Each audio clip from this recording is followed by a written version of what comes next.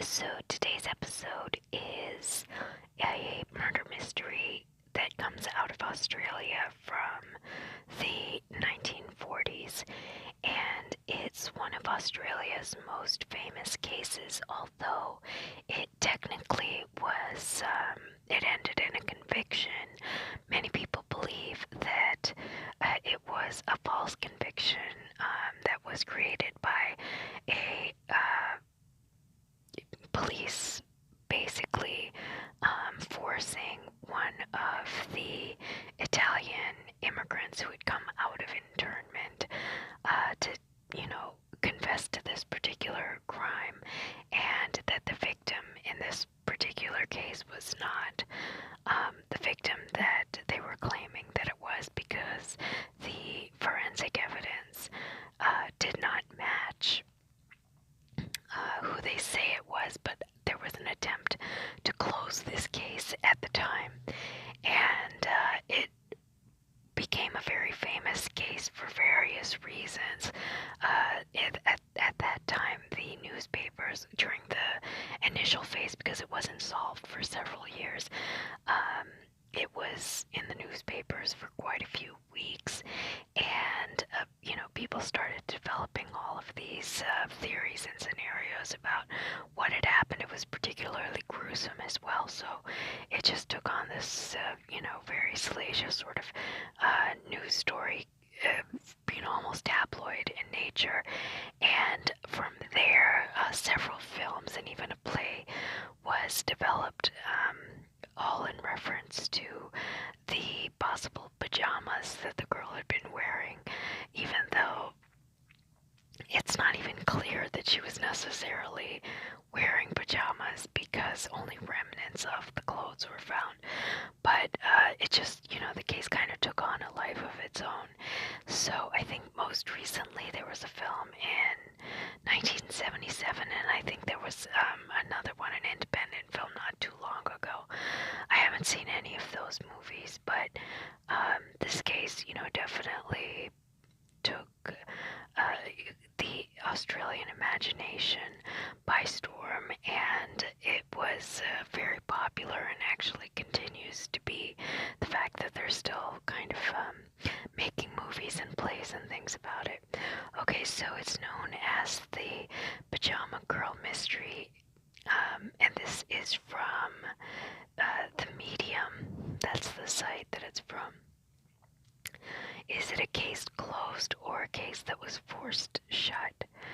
So here you have an image showing the police looking into the area where they had found the body. So it was in this duct halfway in there, and you can also see the burn marks, the darkened area, because it also had been burnt. So we'll get into that when we read the actual story. Okay.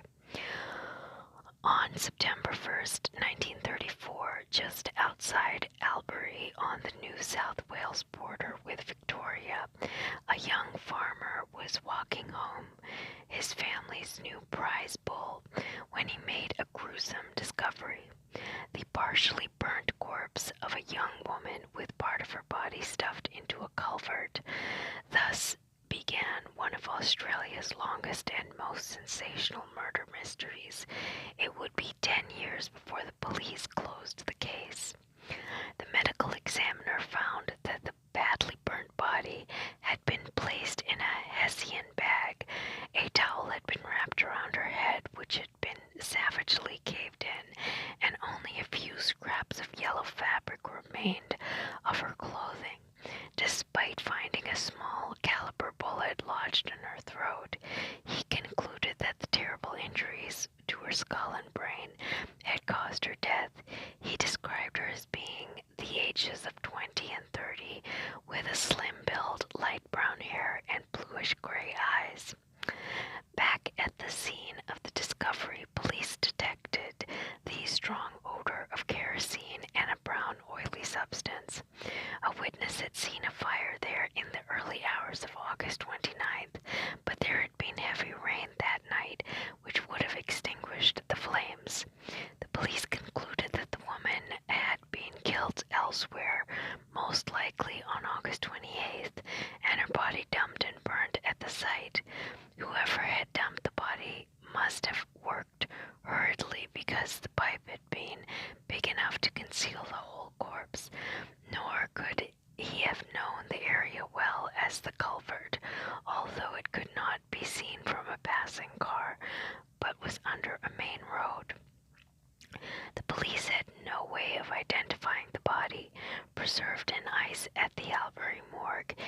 was viewed by hundreds of people, but no one recognized her. With her face terribly deformed by the injuries to her skull, the photograph the police circulated had to be altered to make her look more lifelike, while the newspapers were only given a sketch.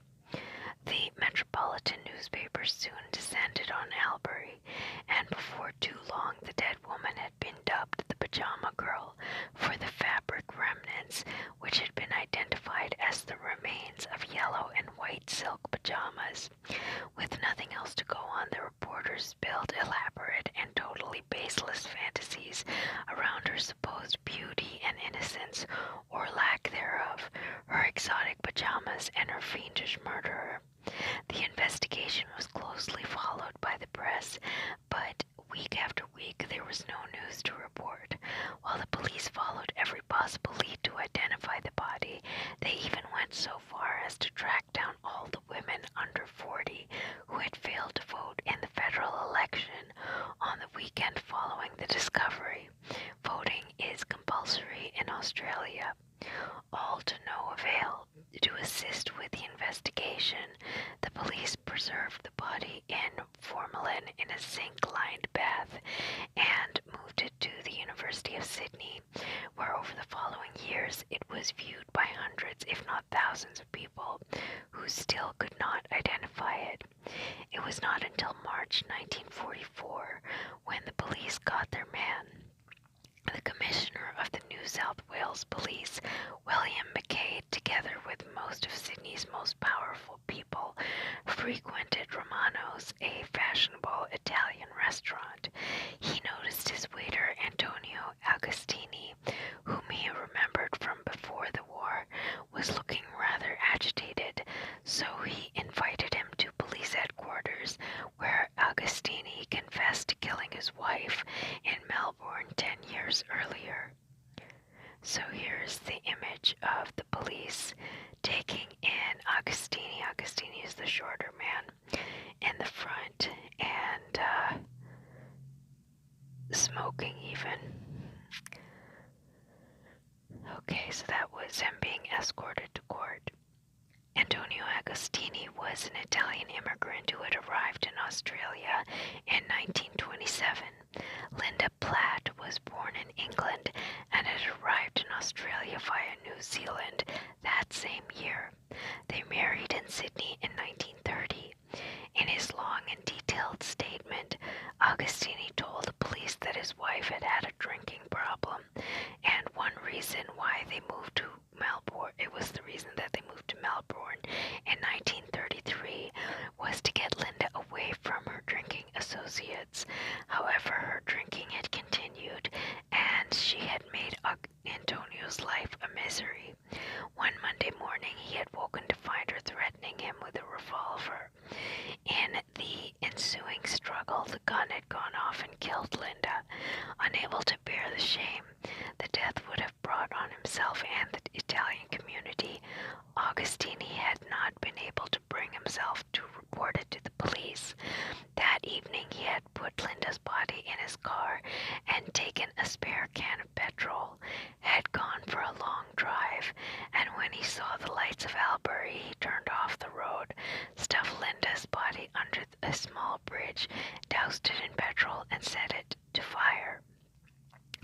Agostini voluntarily returned to Melbourne, where an inquest was soon convened, despite the identification being contested by Dr. Thomas Benbow, who claimed the body was that of Sydney girl Philomena Morgan. The coroner came to the conclusion that it was indeed the body of Linda Agostini. Agostini was tried for her murder, but was found guilty of manslaughter instead, and sentenced to only 6 years with hard labor. He was released in 1948 and deported to Italy, where he lived out his life in Sardinia, dying in 1969. Well, that's the official story, but is it the whole story? Not according to Melbourne historian Richard Evans. In his book, The Pajama Girl Mystery, A True Story of Murder, Obsession, and Lies, Evans comes to a very different conclusion. Agostini as a waiter in the official story, but in truth he had been working as a waiter for only 3 weeks when he was arrested. While he had leased the cloakroom at Romano's when he first arrived, he was a university educated and spent most of his working life in Australia as a journalist in Sydney and Melbourne. For the Il Giornale Italiano, a newspaper for the Italian immigrant community whose patriotic fascism Agostini shared. It was because of his journalism that after the outbreak of the Second World War, Agostini was interned in 1940 as an enemy alien. However, during his years in internment, he became disillusioned with the Italian Fascist Party, and in January of 1944, his petition for the release was granted on the grounds that he no longer posed a threat to Australia.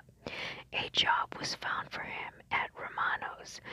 During the trial, the press went to great lengths to portray Agostini as fulfilling all the stereotypes held against Italian immigrants.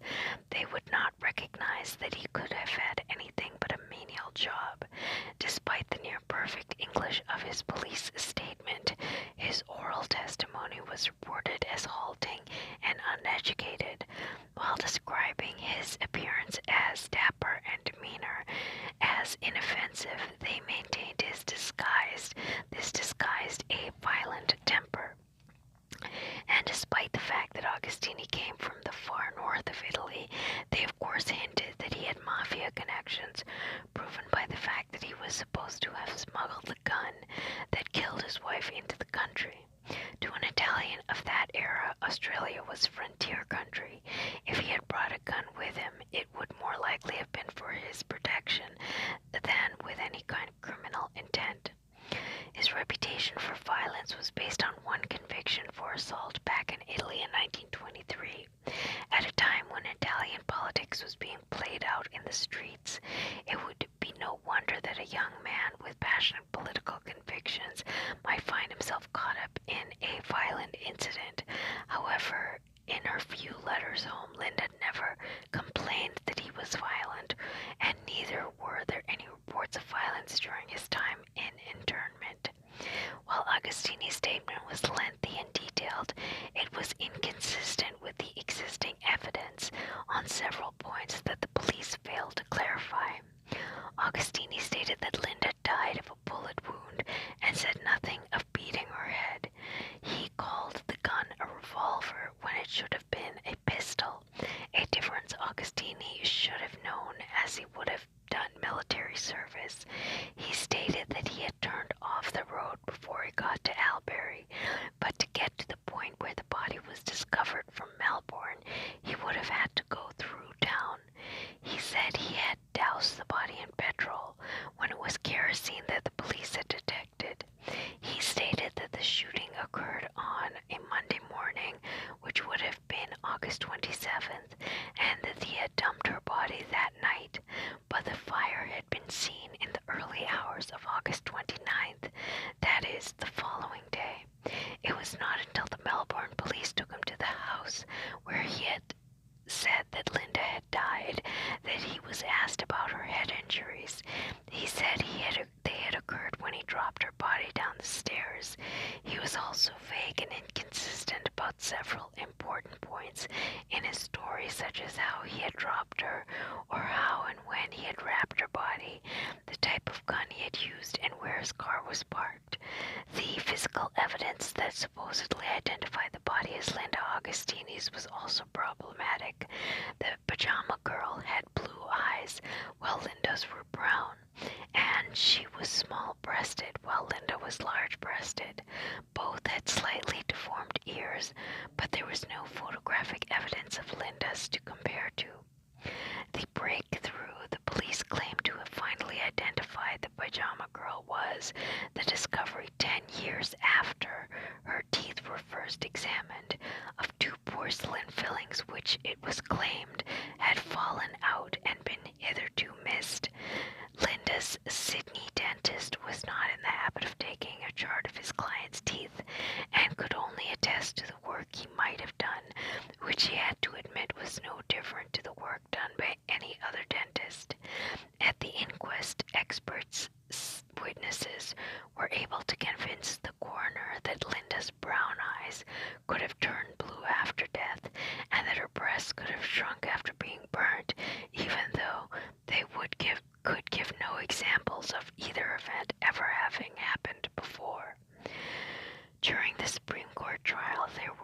much discussion about whether the bullet or the head injuries had been the cause of death.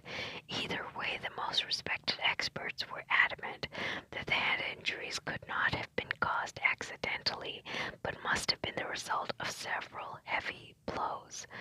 Yet, despite this evidence, despite the pernicious prejudice against Agostini as an Italian, and despite the victim being a British woman, the jury did not convict Agostini of murder, but of manslaughter, and after a little less than 2 hours deliberation.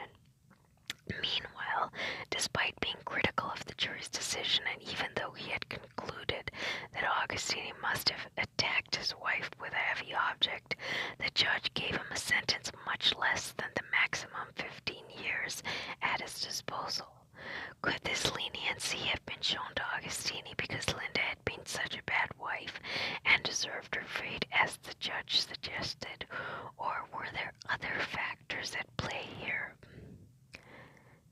So now we come to this person who was the commissioner of the New South Wales Police, John Mackay.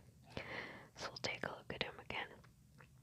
It's kind of a large picture. And I don't know why this open in app, I don't know how to get rid of that. If I tap it, I think it'll open up the app, so I don't really need to do that.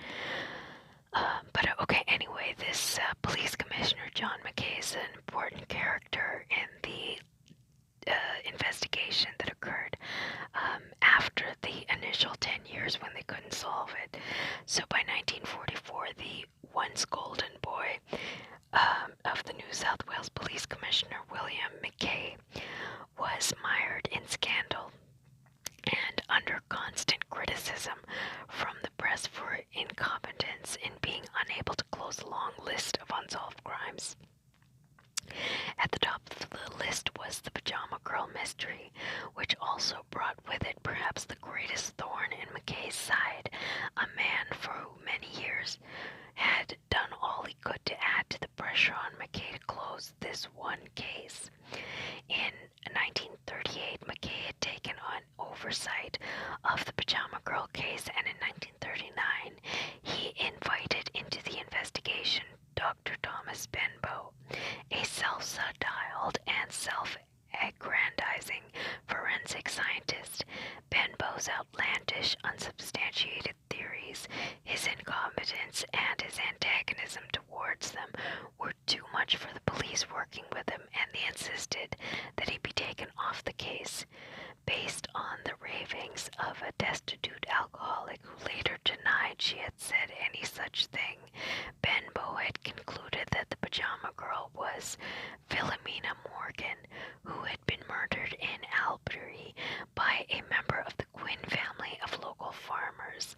Despite all the evidence to the contrary, Benbow would not rescind and took his case to several influential and sympathetic ears. He even went so far as funding a court case to claim the still preserved body for Philomena's mother.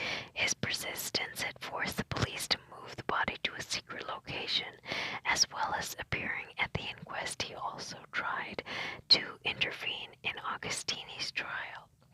In December of 1943, the detectives who had been working the case so far had moved on, and Mackay assigned 2 new detectives with orders to review the 125 files of possible victims who had been neither traced nor eliminated.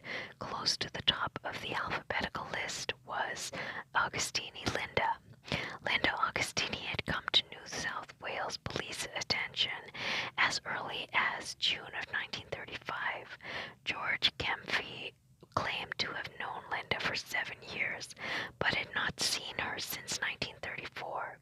He believed that the photos of the Pajama Girl closely resembled her, which he continued to maintain after seeing the body. However, while this lead was followed up by detectives in Sydney and Melbourne, she had been eliminated from their inquiries. While there was substantial evidence that Linda had disappeared and had not been heard from since August of 1934, there were too many physical differences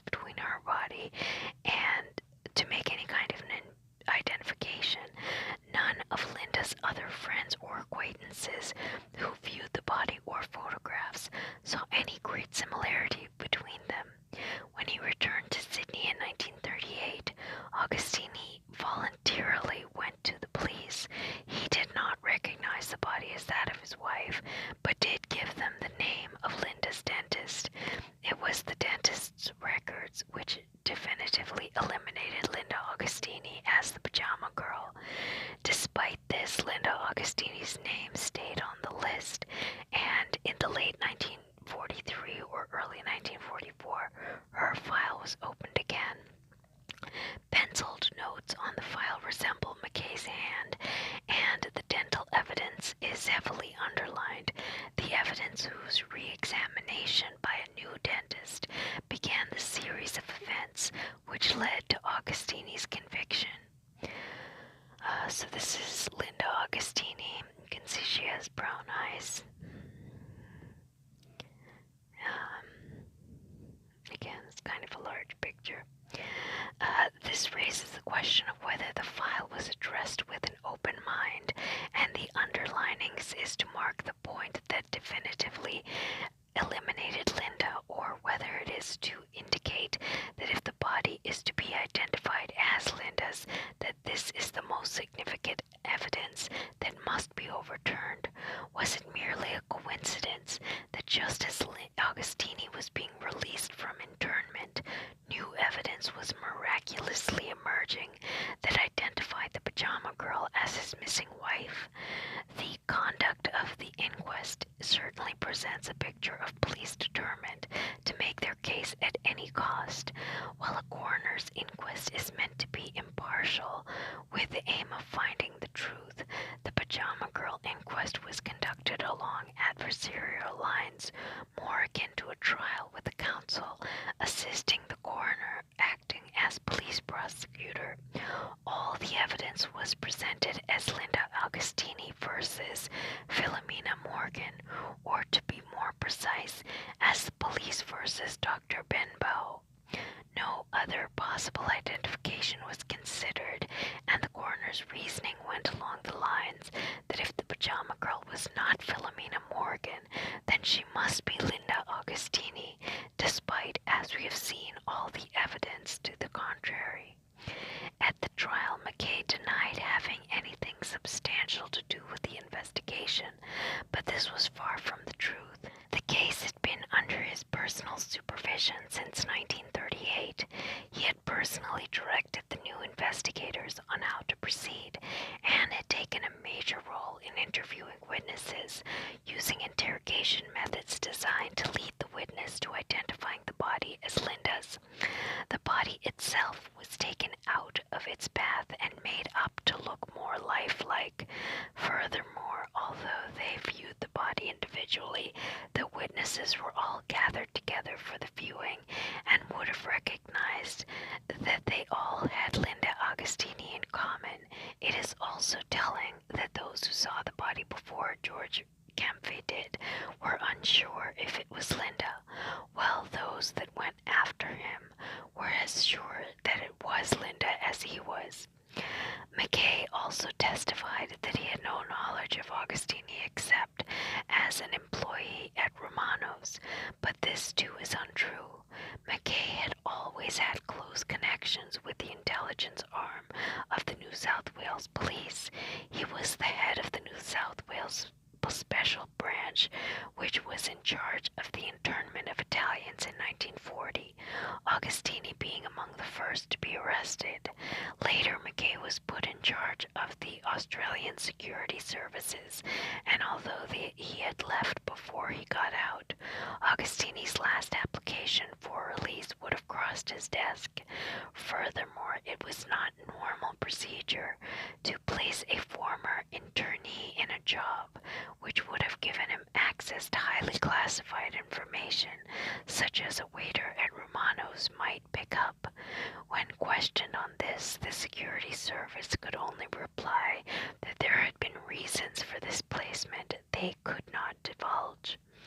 As for Augustini's confession, McKay testified that he had only been with Augustini for 10 minutes before a typist was brought in to record his statement, that he had said nothing nothing to encourage or coerce Augustini to confess, and that Augustini had confessed spontaneously after being asked why he seemed so unhappy. However, the time recorded for Augustini's arrival and the time at which his statement was recorded indicated that he had been with McKay for almost an hour before the typist arrived.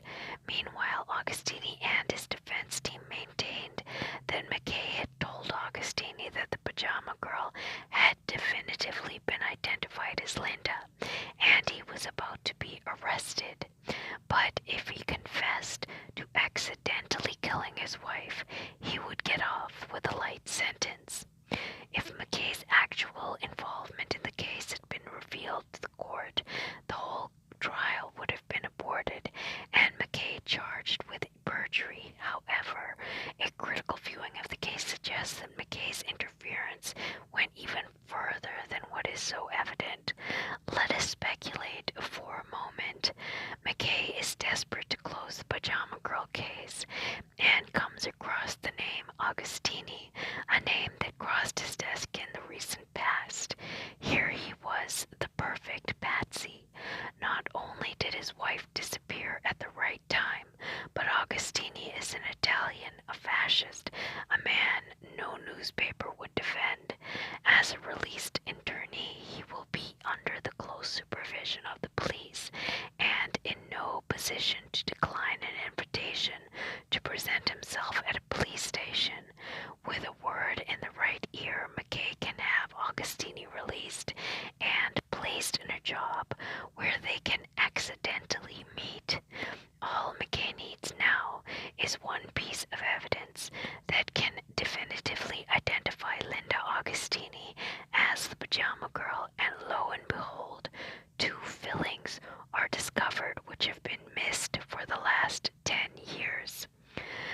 McKay brings Augustini into police headquarters. Here is a man with no friends, recently released from imprisonment, in no position to resist or antagonize the police, disheartened and disillusioned by the failure of the country and political system he had believed in for so long.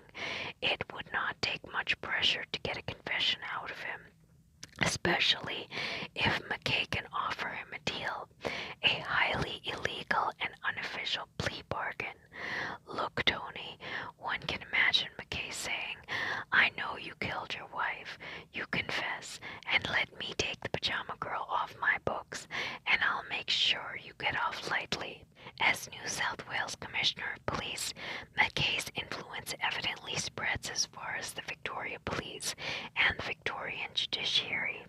The coroner's assisting counsel is happy to act on behalf of the police. Expert witnesses can be recruited to bamboozle the coroner with nonsense.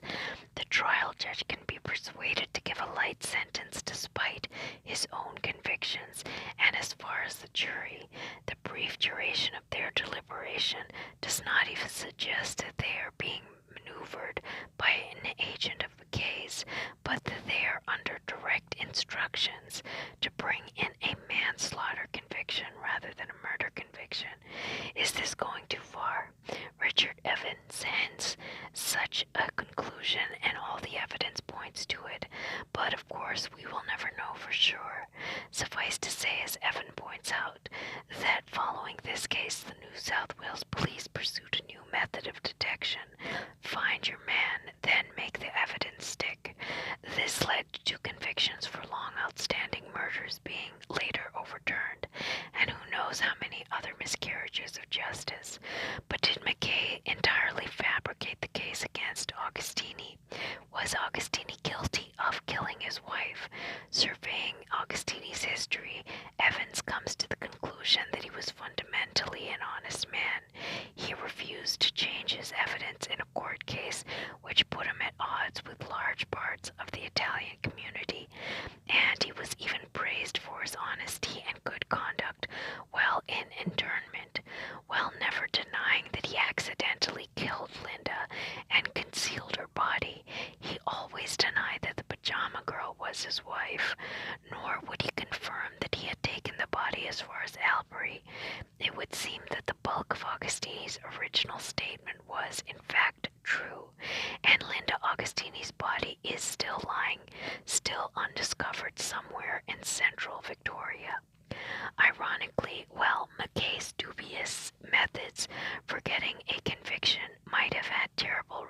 repercussions for others down the line. In Augustini's case, you might say he got what he deserved. Perhaps then justice was done for one dead woman, but what about the other? Who was the pajama girl? She was definitely not Linda Augustini, nor Philomena Morgan. Her remains have been buried in Melbourne, and it is likely that we will never know who she was or who killed her. Okay, so this was such a strange case because, according to the evidence, and according to Augustini's statement, which I understand they could have gotten a coerced statement out of him, but in later trials and later points in his life, he was asked, especially when he was sent back to Italy, when he was living in Sardinia, he was asked on several occasions if he killed his wife. So he continued to admit that he killed his wife by accident. That, the Linda Augustini that he knew, the story about her being drunk and dying accidentally with a revolver, he says that is what happened, and that he tried to hide the body someplace in Victoria. So he maintains his story. It is not the story of the pajama girl, though, and he is not denying that he killed his wife. This is what's strange about it. So he might have killed Linda Augustini by mistake, or however he is saying, but he is adamant that the pajama girl was not his wife. And as far as the physical evidence is concerned, that was not Linda Augustini. They went through great pains to make it look like Linda Augustini. I don't know how. Post-mortem, post-burning, and all of those other factors. They resculpted her face to look very similar to Linda Augustini. If you remember the photograph that they had, let me see if we can find it. She had a very distinctive nose, and so she had sort of a down, just, it's kind of a sloping nose, and the girl in the image didn't have a nose like that. Not the image, the body that was found didn't have a nose like this. She also didn't have brown eyes, so they couldn't do anything about the eyes, but an attachment of, I don't remember what they said it was made out of. I think somebody thought it was made out of plaster. They attached a piece so that it looked like this kind of slopish, nose that Linda Augustini had. And, so they were just going through great pains, almost like just with complete abandon, doing ridiculous things to make it look like Augustini, and then claiming we were trying to make her look more lifelike. But no, in fact, they were trying to make it look like Augustini, and they also, because I think the hair had been badly affected, had made a similar hairstyle. You see how she has this style of the, I guess, 1920s or whenever, so it was just really to match this photograph, because in the late 30s she might not have even had this hairstyle. But anyway, they wanted it to seem, by all accounts, to be Linda Augustini. Anyone who saw the body before they had tampered with it did not recognize her as Linda. So, probably this wasn't in it. All of the other factors, the main factor being the teeth. So she, again, had dental records. She had 4 fillings. Linda Augustini, the original woman, had 4 fillings in her mouth with porcelain, caps on them. And the woman that was found had only 2 fillings. So this was identified when the body was first found in the 30s. And then in the 40s, once they had Augustini in sight, suddenly these 2 fillings fell out of the, when they were bringing the body out of the zinc bath, just fell to the floor randomly, like that would never happen. Her mouth would have been closed. You can't have fillings from the back of her mouth just flip out of a bath and fall onto the floor in pristine condition. It's really Oswald case, suddenly 2 bullets or however many are just found, right next to the body, that match, you know what I mean? It's like there's definitely some tampering going on. So they wanted to say that, oh, there were 4 fillings, we just never found these two. These two just popped out of nowhere. So that was not Linda Augustini's body, but it was somebody's body, and the other girl, the Philomena Morgan, or I don't remember the last name, but the Philomena girl that the Dr. Benbow was adamant that it was, she did have 2 fillings in her mouth, so it might have been her. I don't know why there was such a resistance to saying that it was that girl. Some of the other characteristics also matched her breast size and a couple of other factors, her eye color.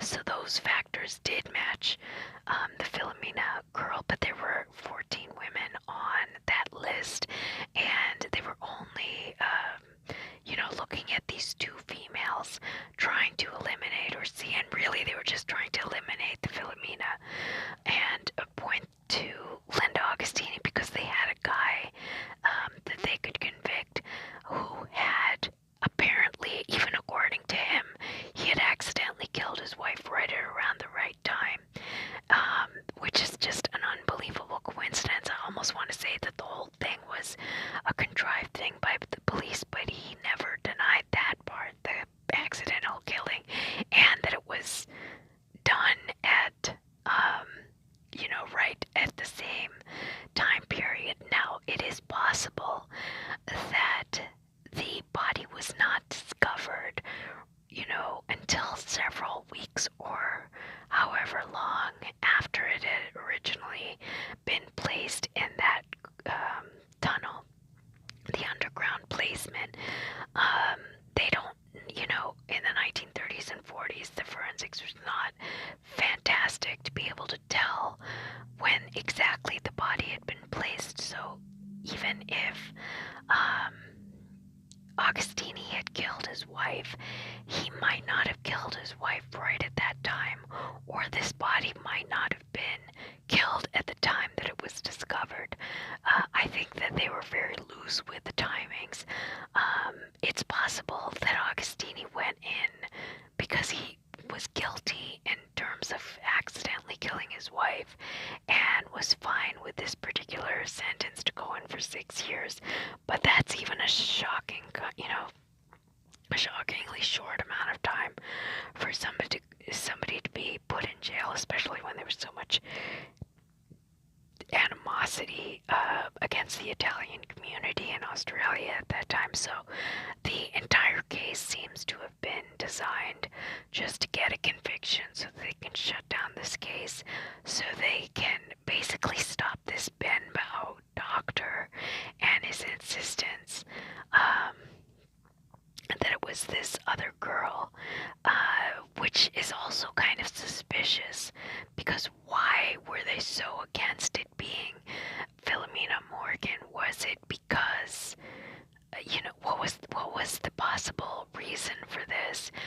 Her mother recognized her. She even had the characteristics of the body, and the bludgeoning was consistent with a shovel. And if she had been killed by the farming family, the Quinns or whatever their names were, they would have shovels at their disposal, and it seems like it would be her. So there must have been some reason for not wanting it to be that particular person. I don't know what, issues there were as far as that farming community was concerned. If there was some resistance to saying that this was a murder committed by an Australian, and in fact they would rather say it was committed by an Italian immigrant. Was it a case of, was that the issue? I don't really know, but just hell-bent on proving that it was Linda Augustini, and I don't think it was. Nobody actually thinks it was, and all of the physical evidence says it wasn't as well. Eye color doesn't change. The breast size shouldn't have changed. She had a different height. She had a different teeth. I mean, the whole thing was different. And, they're adding plaster to the nose and all of this stuff to make it look like her. So this was just like, fakery of the highest degree. And the thing is, what are they? Was it just to get a conviction? I mean, this case had not been solved for 10 years. So what would have been the big issue if it had remained unsolved? And then when you have somebody pushing and the family even agrees that it's the Philomena girl, what is the problem with admitting that maybe it might be her? There has to have been some issue. It either has to do with not wanting to say that it was the local farming family that had done it, even though some of the evidence, there were soil samples taken as well. The evidence also showed that the soil samples, I don't know if it was from under her nails or what, matched the area that Philomena Morgan had come from. So there's like a lot of evidence pointing in that direction. I don't think it was just because they didn't like this doctor. There has to have been some underlying reason for not wanting to bring somebody in from that farming family. There has to have been a political issue involved underneath that is not being discussed. I looked at a few other articles about this, but I couldn't get enough information about why there was such resistance to prosecuting or even looking into the farming families that were blamed for this particular death of the possible death of Philomena Morgan. She did disappear, and the evidence points that it was her. Eye color, body size, breast size, all of those various factors that they were naming matched her, and she had the fillings that matched her too.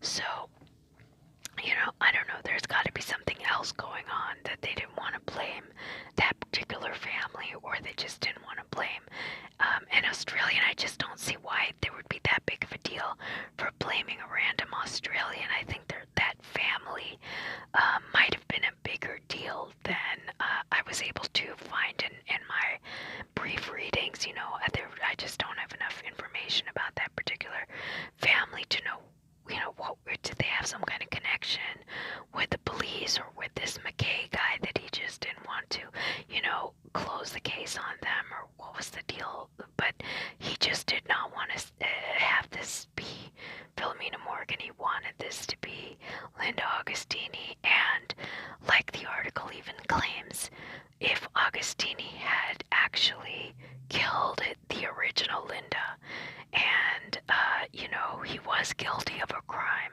so if he did go in for the number of years that he was in internment, and then the number of years for his